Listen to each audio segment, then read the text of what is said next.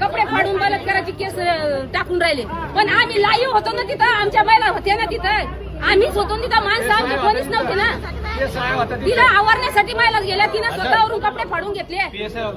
सगळे पोलीस प्रशासन सगळे तिथं होते, कोणीच कमी नव्हतं तिथं की असं याची कमी होती म्हणून.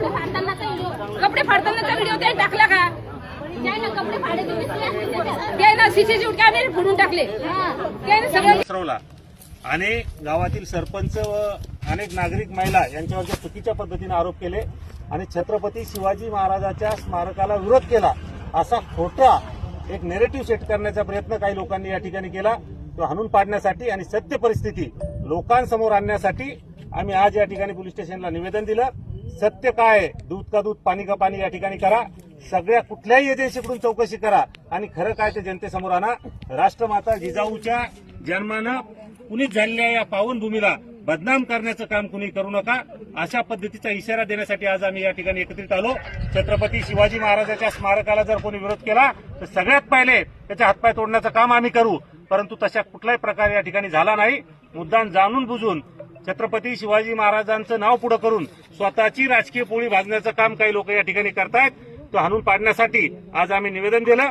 उद्या याच ठिकाणी मोठी सभा होणार आहे आणि सभेच्या माध्यमातून सविस्तरपणे या विषयावर आम्ही त्या ठिकाणी बोलणार आहे आणि जे काही सत्य आहे ते या ठिकाणी राज्याच्या जनतेसमोर आणणार आहे. एका राजकीय द्वेषातून आहे.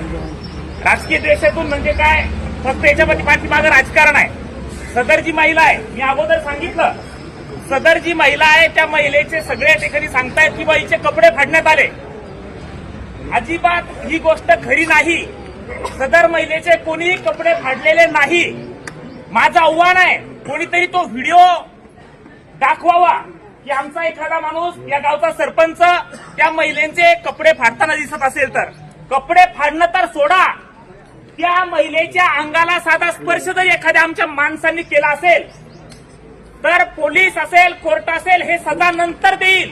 त्या माणसाला आम्ही चौकात फाशी देऊ, हे तुम्हाला मी या ठिकाणी सांगतो. बांधवांनो, इतक्या झुंडशाहीनं या पद्धतीनं हे पसरवण्यात आलंय की महाराष्ट्रभरामध्ये वंजारी समाजाला टार्गेट करून हा समाज पूर्णपणे खलनायक आहे, गुंड प्रवृत्तीचा आहे, हे पसरवण्याचं काम या ठिकाणी सोशल मीडियाच्या माध्यमातून केलं जात आहे. हजारो तरुण परगावातून त्या चिखला या गावात येत आहेत, तिथे येऊन धुडगूस घालतायत. त्या गावामध्ये आता माणसं नाहीये, सगळी माणसं अटक आहे आणि तिथल्या ज्या महिला आहेत त्या महिलांसोबत गैरवर्तन त्या ठिकाणी करतायत. पोलीस प्रशासन त्या ठिकाणी आहे, परंतु ते फक्त बघ्याची भूमिका घेत आहेत, कुठली ठोस कारवाई करत नाही आणि सगळा समाज त्या ठिकाणी दहशतीखाली आहे, संपूर्ण गाव दहशतीखाली आहे. माझी विनंती आहे, पोलीस प्रशासनाला ह्या गोष्टी तात्काळ थांबल्या पाहिजेत. बाहेरून येणारे जे काही टोळक्या आहेत त्यांना त्या गावच्या शिवावर किंवा अगदी वेशीवर थांबवलं गेलं पाहिजे. त्यांना गावात प्रवेश देऊ नये, गावात शांतता राहिली पाहिजे, असा आमचा प्रामाणिक प्रयत्न आहे. सगळ्या लोकांना उद्या विनंती आहे की उद्या दिदीला संतोष भाऊ रणमाळे यांच्या शेतामध्ये सत्य बाजू काय आहे, महाराष्ट्राला ही जी काकार चिखल्याची जी घटना घडली आहे त्यातलं सत्य काय आहे हे सांगण्यासाठी उद्या 10 ते 15,000 लोकांचा समुदाय या ठिकाणी जमणार आहे. मी तमाम समाजाला आवाहन करतो, त्यामध्ये मराठा आहे, वंजारी, माळी, धनगर, साळी, कोळी, तेली, तांबोळी, सगळ्यांना 18 पगड जातीतल्या लोकांना एकत्र या ठिकाणी निमंत्रण देतो, तुम्ही या.